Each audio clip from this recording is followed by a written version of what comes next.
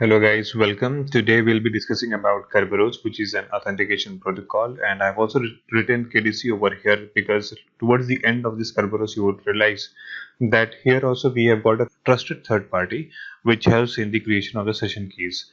And the session keys that are created and whatever encryption and decryption that takes place in the Kerberos is all symmetric key encryptions, and we do not use any public key encryptions in the Kerberos.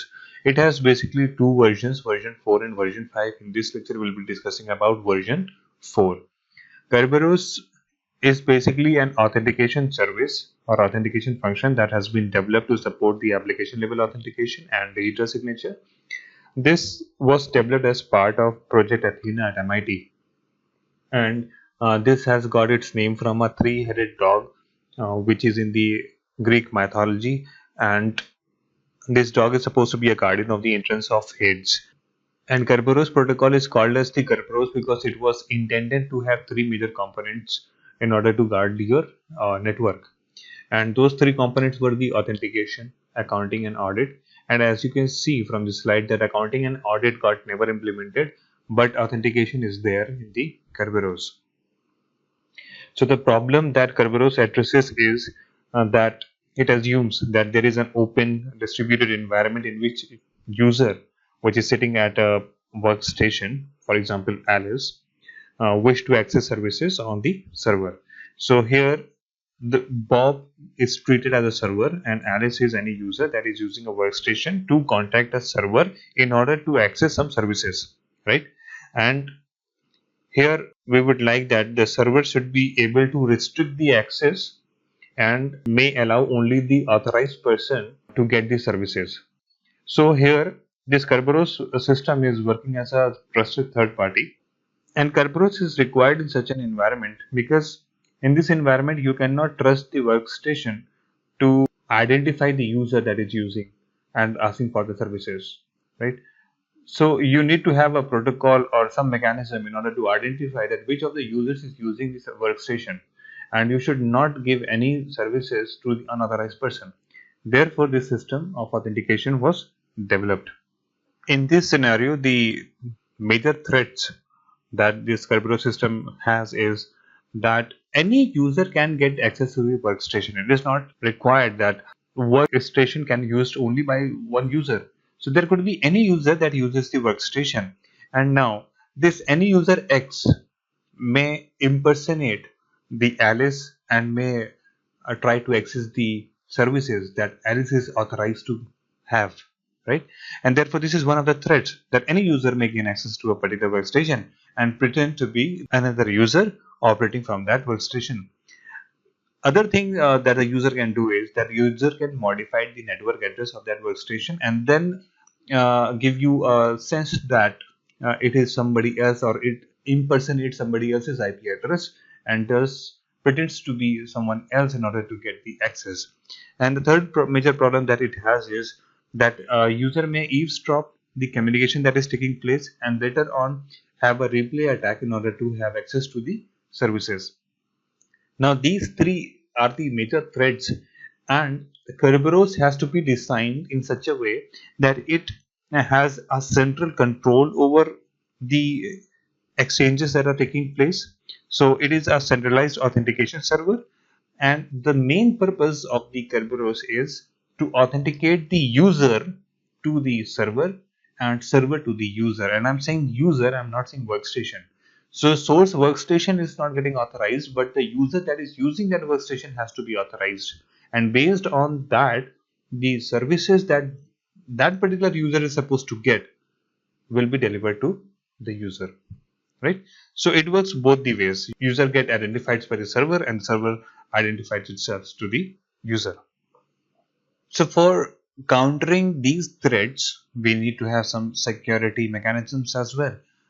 And before moving on to the security mechanisms, we need to identify that what kind of scenarios of communication take place. So if there is a user and that user is provided with a dedicated personal computer, so their user does not have to prove its identity to the workstation because it is a dedicated personal computer that uses no network. So in that case, users' resources and files can be protected by the physically securing each personal computer. That is altogether a different scenario. But today we have got internet, we have got users using the internet, so that is an obsolete scenario most of the time. So when these users are served by the centralized time sharing system, then operating system must provide the security. The operating system can enforce access control policies based on the identity of the user. And then there is another third scenario, which is the most common scenario today, and that is that we have got a distributed architecture consisting of the dedicated user workstations and distributed or centralized servers. The workstations could be used by any user, but these workstations get their services from the distributed or centralized servers, right? So in order to have the security, there could be different approaches. The first approach could be that you rely on to those workstations to prove the identity of the user, and based on the user identification enforce a security policy. See, the other thing could be that you trust your workstations and you give services to your workstation, and you just trust the workstation that workstation is doing the authentication part and all. But this is again not a good approach. So the third approach is that you want your user to get authenticated to the workstations. So the user has to prove his or her identity for each service that user wants from through that workstation, and also it requires that the servers should be able to prove their identity to the clients, so that the client is ensured that the expected system is catering to the services that are required by the client, and server is convinced that the services are given to the person who is authorized. So this third approach to security is the one that is catered by Kerberos. So the initial requirements that were listed in the first published report on the Kerberos, and that was the security. You need to have secure dialogues taking place because you do not want any intruder to eavesdrop onto the channel and listen to the communication that is taking place, and the intruder should not be able to extract the important information from those exchange of dialogues as well, so that the intruder is not able to impersonate any user. And therefore, it has to be encrypted and provide security. It should be reliable, and this reliability has a lot to do with the availability of the services, because we are talking about the authentication in order to get some services from the server, right? Therefore, it should support the availability. If you are authorized to get a certain service, you should get those services. Transparency means that when the user is getting authenticated, the user, if required to provide a password or any secretive information, it should provide that. That's it. And then the user should not be concerned about what's happening at the back end, right? So the user should not be aware that the authentication is taking place at the back end, right? And the fourth is scalable. That means that when more number of people join and use the services, it should not hamper the performance of the existing system. And in order to have these requirements, the kind of dialogue that takes place is quite similar to the one that we have seen in the previous lecture in the case of Needham-Schroeder protocol. So Kerberos makes use of DS for encryption, as I have told you earlier.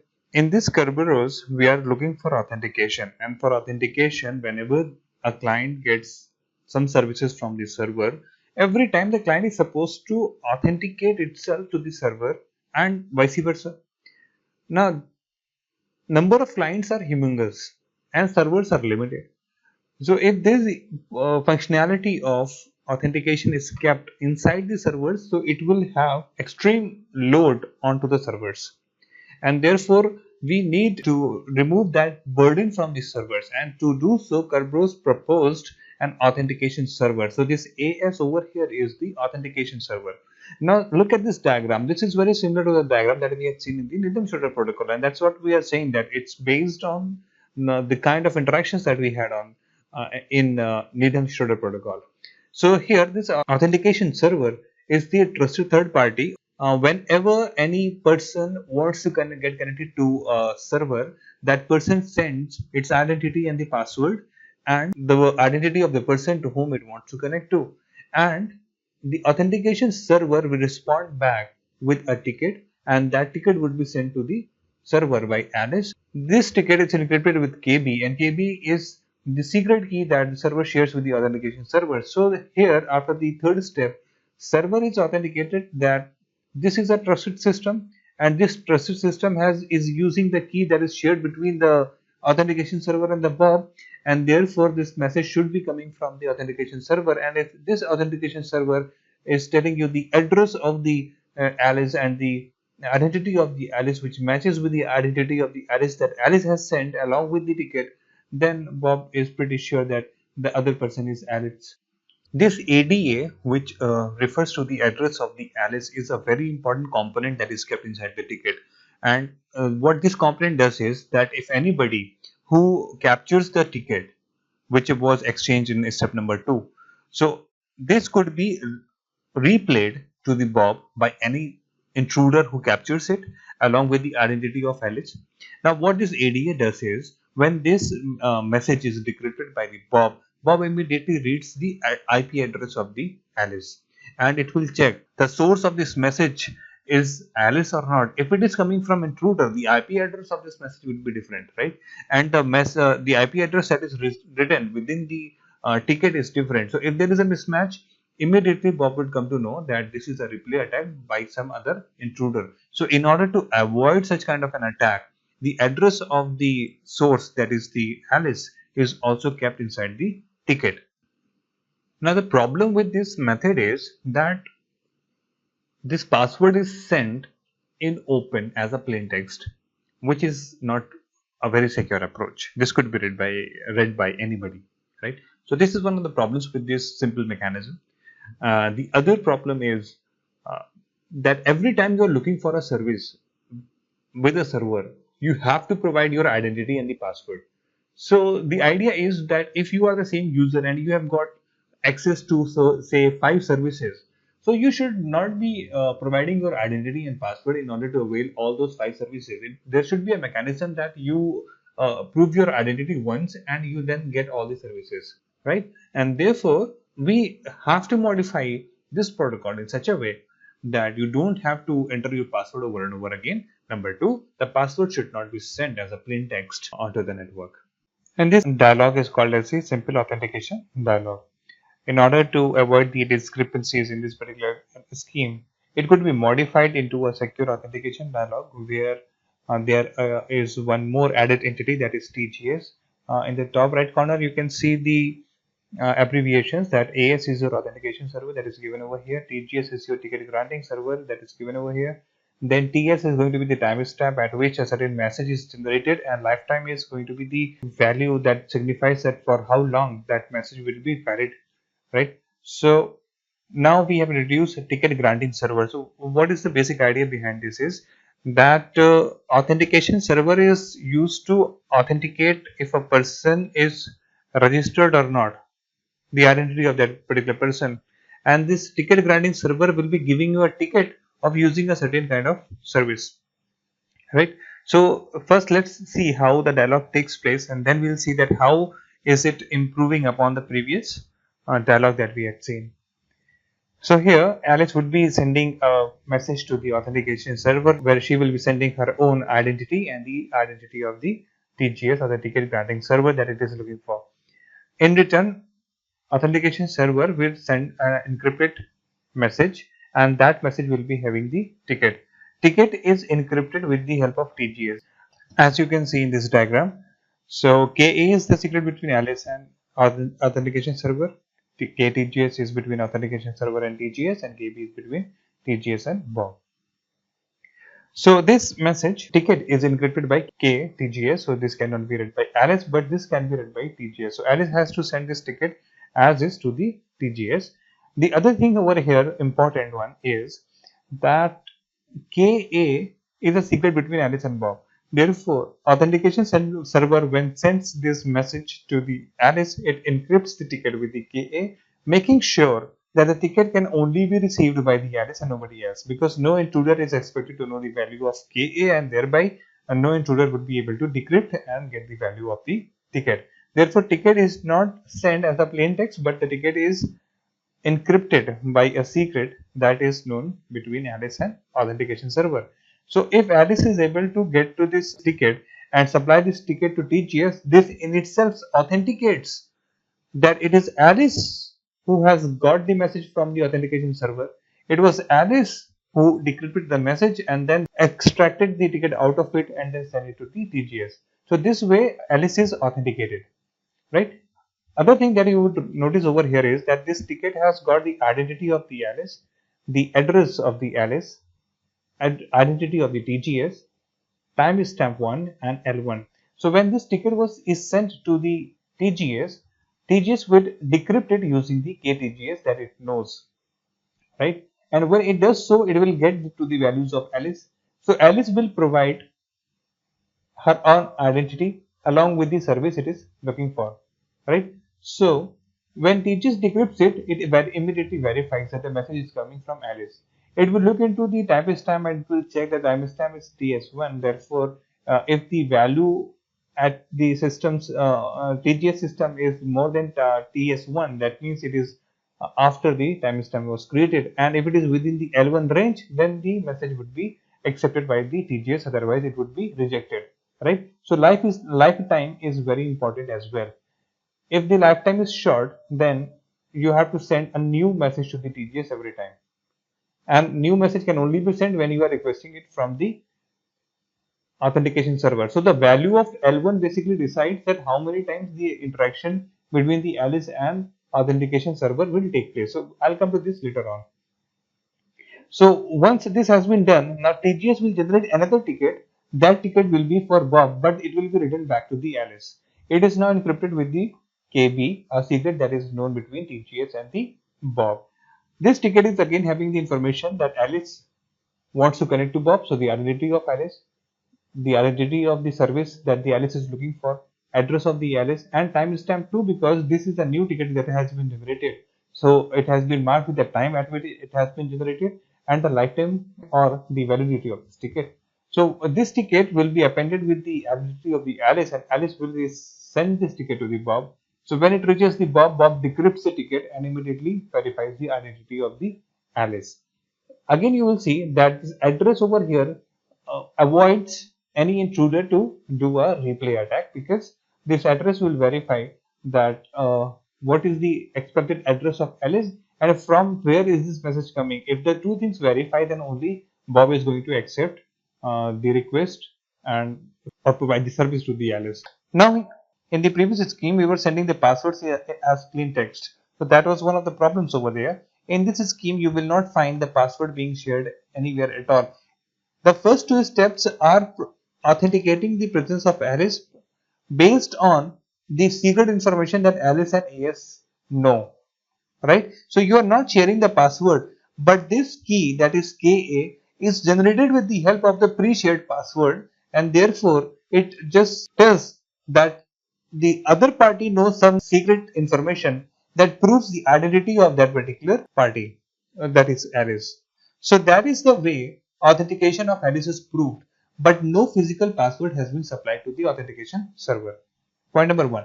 Point number two is the other problem with the previous technique was you would like to minimize the number of times you authenticate yourself to the services. So here, if you are looking for a service, so for every service you need to have a ticket.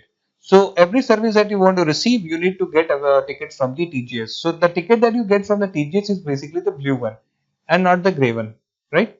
Now what happens is that this gray ticket is issued by authentication server. So this in itself is like you are getting authenticated to a session, and in that session you can have multiple services. So the lifetime of this ticket should be an appropriate one. So once you have got this ticket, you can always provide this ticket to the TGS within the lifetime frame, and then you can request from the TGS the kind of service you are looking for. If you are looking for Bob, you just have to include the identity of Bob. If you are looking for some other service, then you include the identity of that other service, right? But you need not repeat step number 1 and 2 over and over again, right? So the number of times you are authenticating yourself to the session has got reduced. But for every service, you need to contact the TGS to get this blue ticket. So this blue ticket will tell you that you are looking for Bob, Next time when you say that I'm not looking for Z, so Alice Z and this gray ticket would be sent to the TGS, and TGS will be issuing a new blue ticket to you with the service of the Z. Then once you have got the ticket, for example, this ticket Bob is for your printing services. So you can print various files until and unless the lifetime L2 gets completed, right? So you can use and reuse that ticket for that explicit service, but you cannot do that based on the blue ticket that you've got for the printing services. You cannot send an email. If you're looking for an email, then you have to provide the identity of the email over here along with the gray ticket if it is in the L1 lifespan, and then again you have to go to the TGS, and TGS would be giving you a new blue ticket for the email services, right? So this way interaction is taking place in a more secure way, and the previous two problems have been taken care of. Here again there are two shortcomings. Number one is that this lifetime is playing a very important role over here. For example, if the lifetime L1 is a very small value, that means this gray ticket will be valid for a very small amount of time. And if you are looking for a session, for say a session as long as 21 hours, so for 21 hours session you need to have 21 hours as the lifetime. If the value is 1 minute, that means for continuously 24 hours, for every minute you will have to authenticate yourself again and again to the authentication server. Now this interaction is not required, so you do not want your L1 value to be very small, and you do not want your L1 value to be very large. If it is very large, then any other person can come, get access to your ticket, and on your ticket might be, availing your services. So the value of L1 is again a tricky question that has to be taken care of. Number two is that you have seen a scheme where Alice is authenticating herself for the services, but the server is not authenticating itself to the Alice, right? In Kerberos, we said a few slides back that the client should be able to authenticate to the server and the server should be able to authenticate to the client. So it works both the way. Here, server is not authenticating. So again, this has to be taken care of. So based on these two shortcomings in this particular approach, Kerberos protocol was designed. So the next one that we are going to discuss is going to be the Kerberos version 4, where we'll take up both the issues.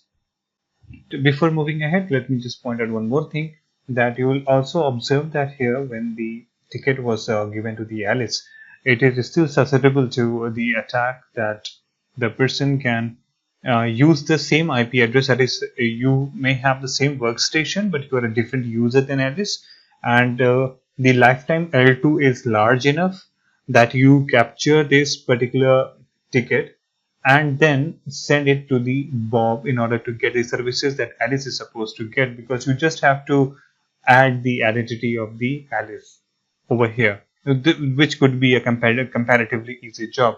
Therefore, a concept of authentication should also be included along with the sharing of the ticket, so that once you provide a ticket generated by TGS to the server, or you provide the ticket generated by authentication server to the TGS, both the time you don't have to simply append your identity, but you have to authenticate yourself that you are the eligible person to have that ticket, right? And therefore that thing should also be included into the Kerberos version 4.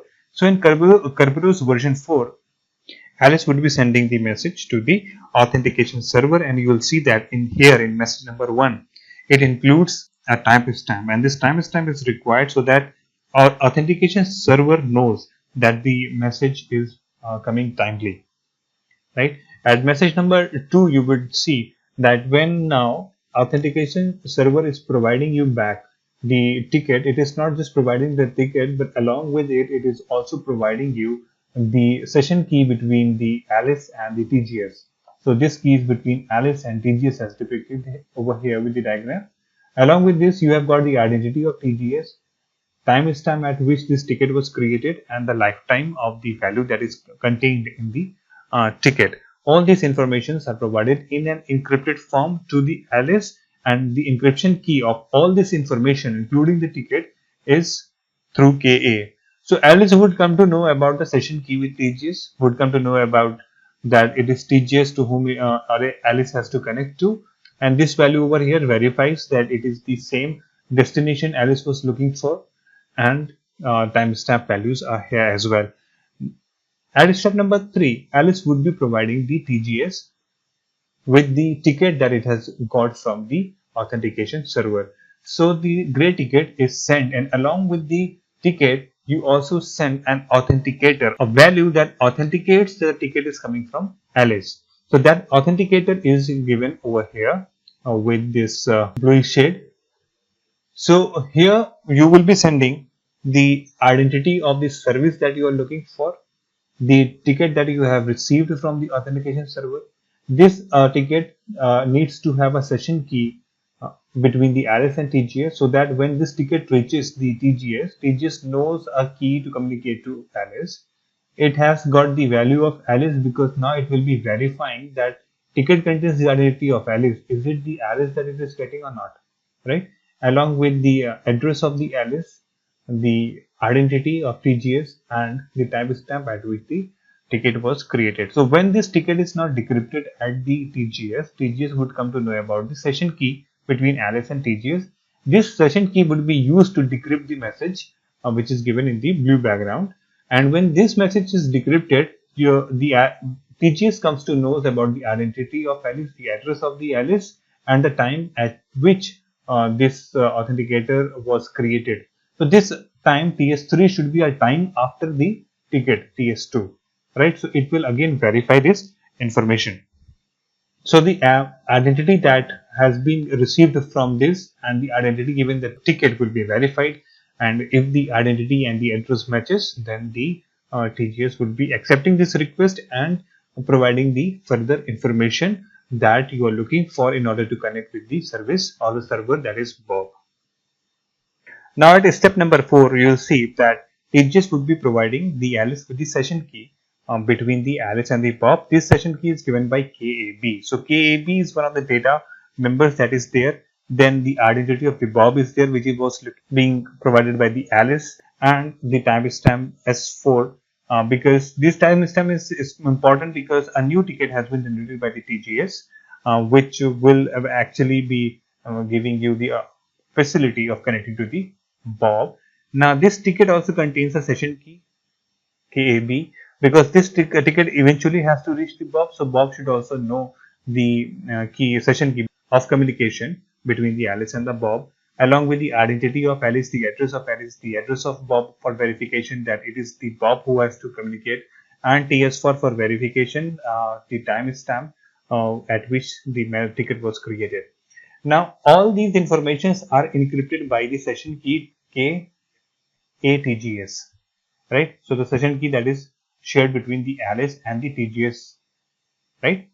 Now when this reaches to the Alice will decrypt this message, and for on decryption, the values like KB, Bob, and TS4 will be read by the Alice, and Alice will store these values. Now Alice would be sending the ticket received from the TGS as is to the Bob, and along with it, instead of sending just the ID of herself, Alice will again be sending a authenticator. And this authenticator now will be having the identity of the Alice and the address of Alice, both encrypted with the session key between Alice and Bob, right? But Bob still does not know the value of KAB. So Bob will read this ticket value, and it will identify that the ticket is coming from TGS because it is encrypted with KB, right? So KB is something that's secret between the TGS and Bob. TGS being a trusted third party, Bob has full faith on it. So Bob knows that this message is coming from the TGS, therefore these informations are important. It will decrypt this message, and from this message it will read the value of the session key KAB and the identity of the person who is trying to connect to the Bob, that is Alice, and the address of the Alice.